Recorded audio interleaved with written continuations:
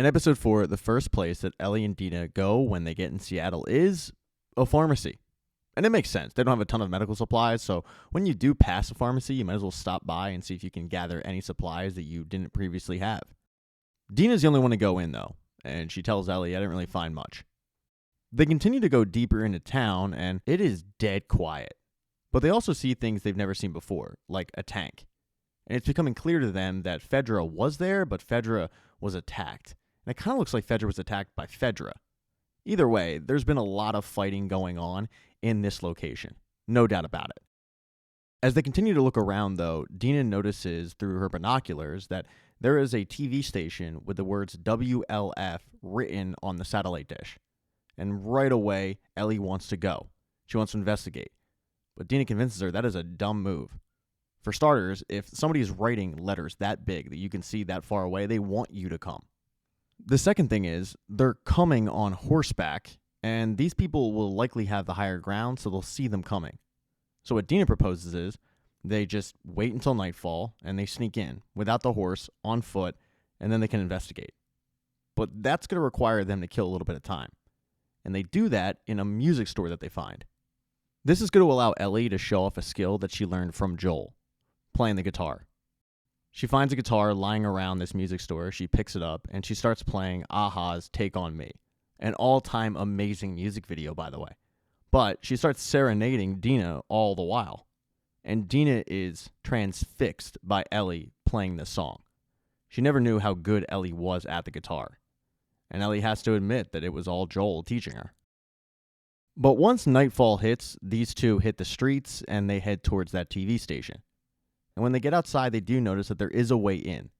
There's a broken window. They're going to have to scale the building, but they do so as quietly as possible because they don't know what's waiting on the inside. What they find, though, is shocking. The first sign of danger is a body of a WLF soldier that's littered with arrows. And that's something that neither of them expected.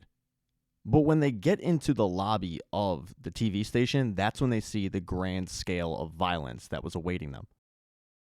Because there's probably 7 or 8 WLF soldiers that were hung and gutted, and they're just hanging from the ceiling. At first, they don't know who did this, but then Ellie's able to quickly figure it out when she sees a message written in blood on the wall that says, "Feel her love," with a symbol that she recognizes from the people that were killed in the woods.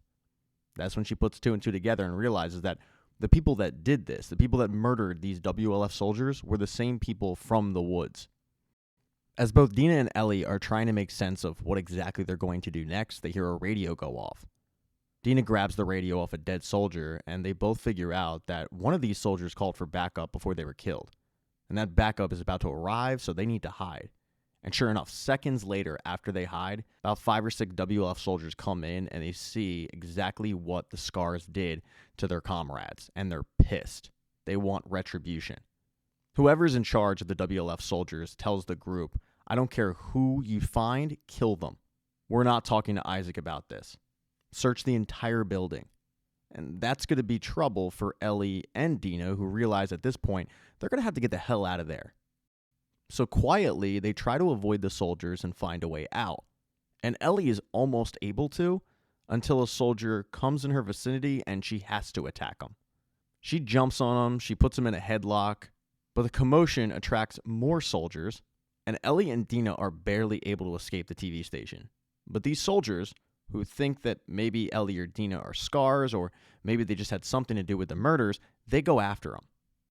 Ellie and Dina at this point just want to get the hell away from these people that are chasing them. So they start trying different doors and whatnot, and what they go into is a caved-in metro tunnel. Previously used for the subway in Seattle, but since everything that happened, it's been destroyed, basically. I mean, there's a couple of cars left down there and plenty of places to hide, but not exactly a place you probably want to spend a lot of time in. The problem is, one of the soldiers saw Dina and Ellie head into the metro tunnel. So they send everybody down there to go after them. Now, as I said, there's a lot of places to hide, so Dina and Ellie are able to do so.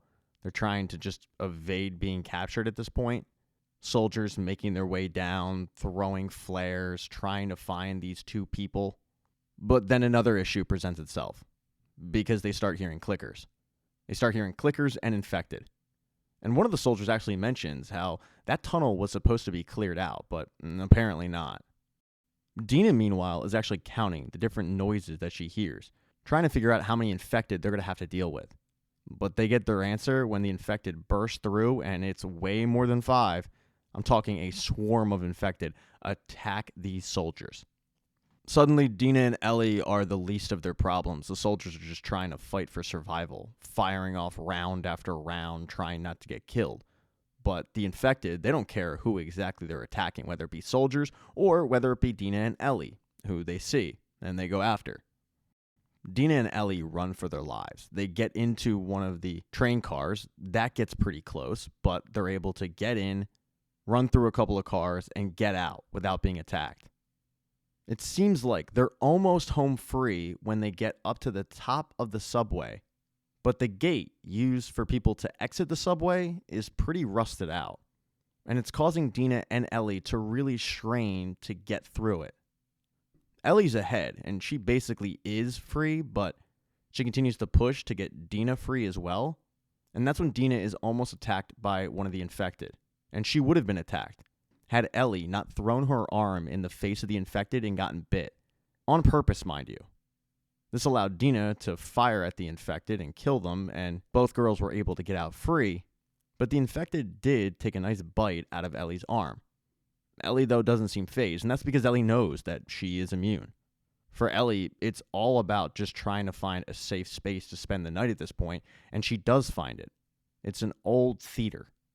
She feels like that'll be a good place for both girls to lay low until morning, and they both head in. But Dina, who saw Ellie get bit, now realizes that she has a moral conundrum to deal with. She's going to have to shoot her friend. She can't wait for her friend to turn. So after both girls get situated in the theater, Ellie turns around, and she's got a gun pointed at her head. And she's able to put 2 and 2 together. Oh, yeah, you think that because I got bit in the arm. And she quickly has to explain herself to Dina, telling her, I'm immune. I know it sounds crazy, but trust me, I'm immune. I'm going to go over, sit in that chair, and I'm going to bandage my arm, and I'm going to go to sleep. And you can point that gun at me all night, no matter how far away you want to be. But trust me when I say, when we wake up in the morning, I am going to be the same person. I'm going to be Ellie. And it does sound crazy to Dina, but she doesn't want to shoot her friend. So she listens to Ellie. She does it her way. She allows Ellie to bandage her arm and sleep in that chair.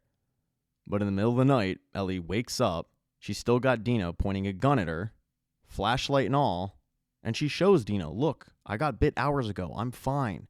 Don't worry about me. I'm telling you, I'm immune. That was a secret that Ellie was keeping from Dina. And that's when Dina tells Ellie the secret that she was keeping from her. Dina, realizing that everything that Ellie said was in fact the truth, tells Ellie, I'm pregnant. And then the two just hook up. I mean, it's like, well, they really go at each other, you know? When they wake up the next morning, they decide to discuss both their secrets. Dina is still very surprised that Ellie is, in fact, immune. She notices that there is another bite mark on her arm, and Ellie says, yeah, that was my first one, and I burned my skin just to hide it. Dina then goes into her sexuality a little bit, telling Ellie that at one point when she was a kid, she told her mom that she liked boys and girls, but her mom said, no, you only like boys. So she suppressed these feelings. And she likes Jesse a lot. I mean, he's a great guy, but he's just not it. And she's good to have this baby. She found a pregnancy test in the pharmacy. She decided to take it because recently she'd been experiencing symptoms, like, for example, she was really, really late, and things that normally wouldn't make her puke were suddenly making her throw up. That didn't mean it didn't come as a surprise when she found out she was pregnant, but she wants to raise the baby with Ellie. And Ellie's all about that. I mean, she knows that Jesse is the father, but she at one point says, okay, so all 3 of us are going to have a baby. Cool. And I'm going to be a dad. Awesome. I mean, she genuinely seems excited for this opportunity. But then both girls are snapped back to reality. Cue Eminem. When they hear fighting going on from the radio that Dina took from the dead soldier. There's a commotion going on outside. One of the soldiers says that they were attacked by scars. About 12 people are wounded, and they're taking them to a place called Lake Hill. The soldier also mentions, make sure Nora's ready. And when Ellie hears that, her ears perk up because she knows that Nora will know where Abby is. Now they just have to find Lake Hill. They go up to the roof to see the damage that's being done to Seattle, and sure enough, in the distance, they see that there is a war being raged. But they're also able to figure out where Lake Hill is. And it's a ways, but at least now they know where they're headed. Ellie does tell Dina, hey, you don't have to go. I mean, things have changed now. You're pregnant. But there's no way Dina is abandoning Ellie at this point. She knows that things have changed. But some things haven't. And she's sticking with Ellie. Sticking right by her side. Now, we also get some backstory on the leader of the WLF. It's a guy named Isaac. 11 years earlier, he was working for Fedra. But he kind of felt like Fedra abandoned him via their principles, via their practices. So he decided to switch teams and join the rebels. His final day as a Fedra officer, he threw a bunch of grenades into an armored vehicle, killing a bunch of the soldiers, and he joined the other side. He did spare one soldier. It was the only soldier in the armored vehicle that didn't seem like a total asshole, so he spared him. And after killing everybody else, he looked at the kid and said, hey, you got to make a choice. And that kid chose to join the WLF. But fast forward to present day, Isaac is dealing with this war with the Scars. Turns out that these two groups had a truce, but that truce was broken. It's not clear who exactly broke the truce. If you ask the Scars, they say it's the WLF. If you ask the WLF, they say it was the Scars. But at this point, they are in a full-out war with each other. And Isaac has no problem torturing a Scar that they found. The thing is, the Scar is not talking. No matter how much Isaac tries, Scar won't give up any information. He stays true to the notion that there is this prophet that watches over him and is going to protect him. And he's willing to die than give Isaac any information. And Isaac finally realizes this when the Scar looks at him and said, every single day, there's a member of the WLF that leaves you guys and joins us. But there is never a day where a Scar leaves us and joins you guys. And at that point, Isaac knows this guy ain't giving up any information, and he just shoots him. Thank you so much for checking out this recap. Please consider subscribing to the channel and subscribing to my Patreon. Hit thumbs up if you liked it. Smash that thumbs down button if you thought it sucked. If you left a comment, I don't get back to you. I usually don't check the comments unless they're like a super comment. Also, if you don't see the next video up on the end screen, not to worry. It'll be up in a day or